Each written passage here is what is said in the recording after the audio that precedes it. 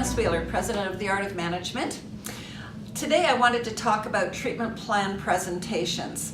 And you know, when you first graduate as a doctor, you're pretty enthusiastic about what you now know how to do, and you can't wait to do it on patients and clients, and you know, you're presenting to them and you're all full of enthusiasm and excited, and then you know, things happen and people reject you, and it gets to dampen down your enthusiasm, and you don't get to deliver the ideal care all the time that you would like to deliver. Am I right?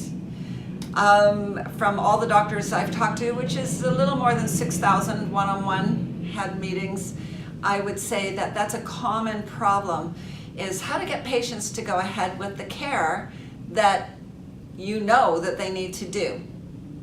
So there was a survey done some time ago, and it found that money is not the number one reason that people don't go ahead.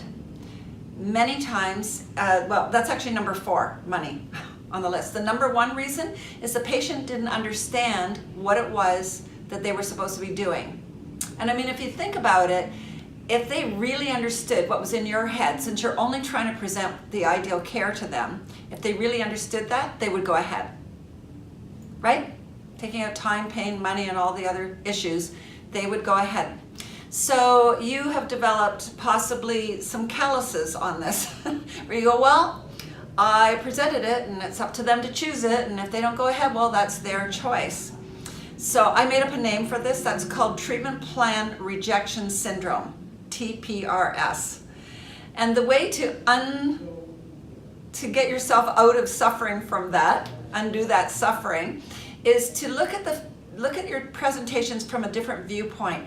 Keep in mind that in Canada, the average education level of a Canadian is grade 10.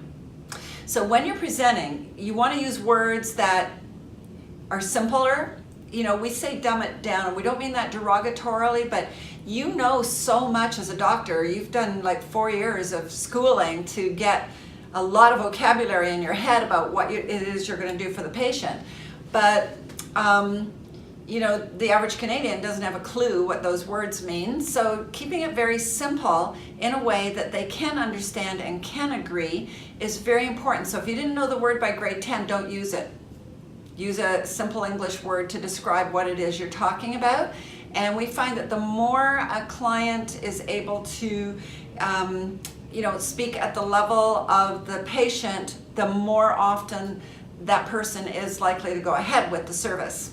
And so that is the number one reason why they don't go ahead. So if we can fix that by just getting your presentation a little simplified, that would be one step in the correct direction there. So have fun and get rid of your TP, treatment plan rejection syndrome. Even I can't remember what it is, so let's just cancel that. Get back your enthusiasm for your patients going ahead with ideal care by simplifying it down so they can go ahead with it, and that was today's message. Bye for now.